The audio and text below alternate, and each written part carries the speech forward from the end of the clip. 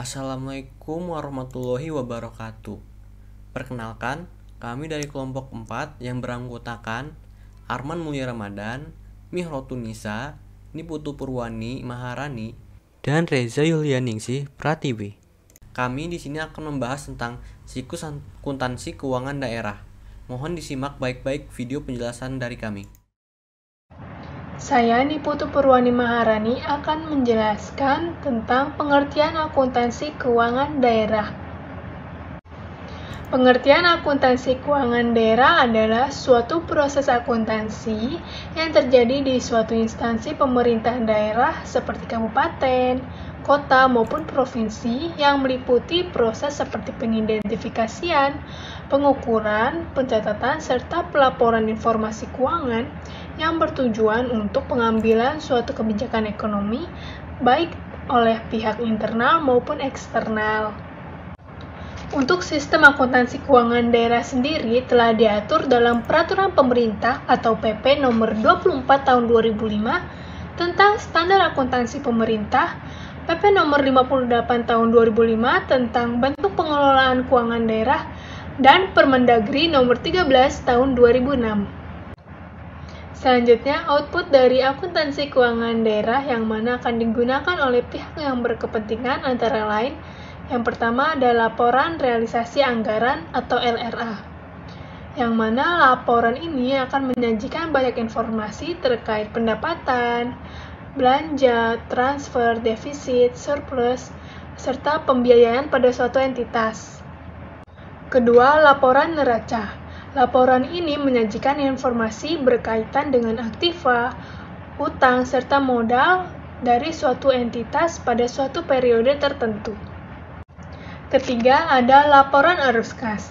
Jadi, laporan ini tuh menyajikan informasi mengenai kas yang masuk atau penerimaan dan kas yang keluar atau pengeluaran pada suatu entitas. Keempat, laporan perubahan ekuitas dana.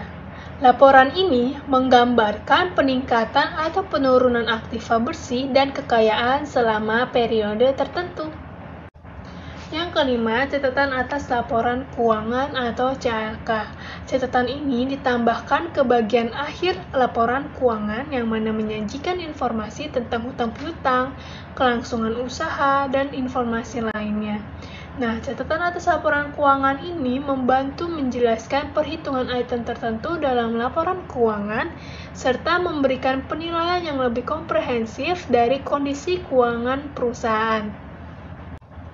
Di bagian pojok kanan bawah terdapat contoh gambar dari laporan realisasi anggaran. Nah, yang selanjutnya itu ada tujuan sistem akuntansi keuangan daerah menurut Abdul Halim. Ada 3, yang pertama itu akuntabilitas, yaitu sistem akuntansi pemerintah mampu memberikan informasi keuangan yang lengkap, cermat, dalam bentuk dan waktu yang tepat, yang berguna bagi pihak yang bertanggung jawab dan berkaitan dengan operasi unit-unit pemerintah. Nah, tujuan akuntabilitas ini mengharuskan tiap pegawai atau badan yang mengelola keuangan negara harus memberikan pertanggungjawaban dan perhitungan atas laporan keuangannya. Nah, yang kedua itu manajerial.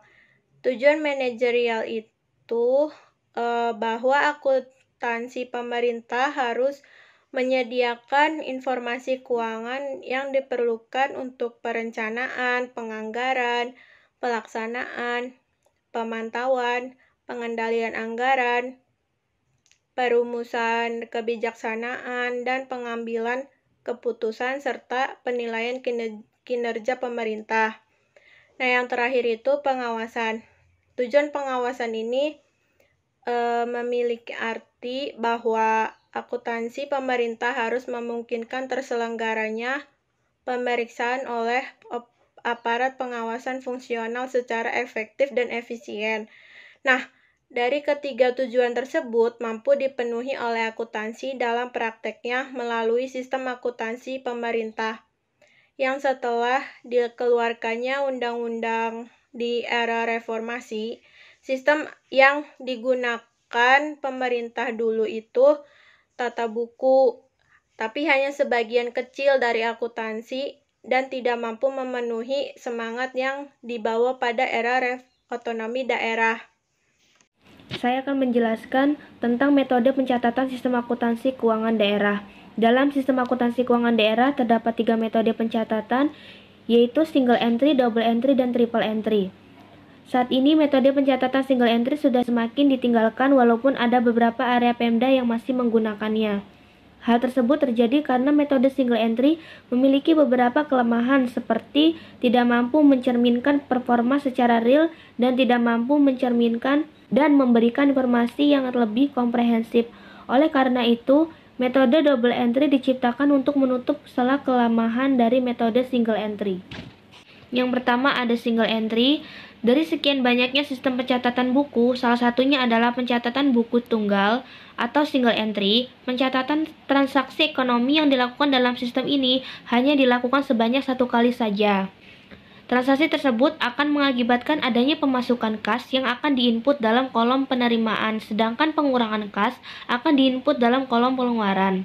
Beberapa kelebihan yang ada pada sistem single entry ini adalah lebih mudah dipahami dan banyak juga lebih sederhana. Namun, sistem ini masih kurang bagus untuk disajikan dalam bentuk laporan keuangan karena Anda akan kesulitan dalam mencari kesalahan pembukuan dan mengontrol keuangan. Lalu yang kedua ada double entry. Pada prinsipnya, metode pencatatan double entry masih sama dengan metode pencatatan debit dan kredit pada prinsip dasar akuntansi umum. Namun yang membedakannya adalah rumus persamaan dasar akuntansi di ruang lingkup akuntansi keuangan daerah. Rumus persamaan dasar tersebut adalah belanja ditambah aset sama dengan kewajiban ditambah ekuitas dan ditambah pendapatan. Selain itu, pencatatan yang dilakukan dengan metode double entry juga akan memanfaatkan basis kas modifikasi. Artinya, pencatatan akuntansi hanya dilakukan pada pencatatan yang hanya berkaitan dengan penerimaan dan pengeluaran kas. Sedangkan pencatatan yang berasal dari luar penerimaan dan pengeluaran kas akan diinput pada basis yang akrual. Yang terakhir, triple entry. Metode pencatatan triple entry adalah metode yang dikembangkan dari double entry. Prinsipnya pun hampir sama dengan double entry, yaitu adanya tambahan pencatatan pada buku anggaran. Sederhananya, ketika pencatatan double entry sedang dilakukan, maka metode triple entry akan melakukan pencatatan yang dilakukan oleh para PPK, SKPD atau pejabat penatausahaan keuangan Satuan Kerja Perangkat Daerah dan SKPKD atau Satuan Kerja Pengelolaan Keuangan Daerah. Baik teman-teman, saya Arman Mulya Ramadan akan menjelaskan siklus akuntansi keuangan daerah. Siklus akuntansi keuangan daerah sejatinya hampir sama dengan siklus akuntansi pada umumnya. Yang membedakan hanyalah pada alurnya saja. Alur pada akuntansi keuangan daerah setelah penyusutan neraca saldo setelah penyesuaian atau NSSP, maka dapat langsung dibuat laporan perhitungan APBD. Setelah itu akan dilakukan penutupan jurnal dan langsung dibuat laporan arus kas, laporan perubahan modal rugi, laba Pemda dan neraca. Tentunya setiap catatan transaksi harus disertakan dengan dokumen-dokumen dan bukti transaksi yang sah untuk kemudian dimasukkan ke dalam jurnal dan buku besar pembantu. Bukti transaksi dikategorikan menjadi 3, yaitu bukti penerimaan kas, bukti pengeluaran kas, dan bukti memorial yang kemudian dimasukkan ke jurnal umum. Bisa dilihat baik-baik pada PPT-nya pada slide 6 ada siklus akuntansi keuangan daerah. Yang pertama tuh analisis transaksi keuangan. Nah, analisis transaksi keuangan ini tahap awal dengan menganalisis transaksi dari bukti-bukti transaksi yang ada. Setelah menganalisis, lalu ada menjurnal transaksi.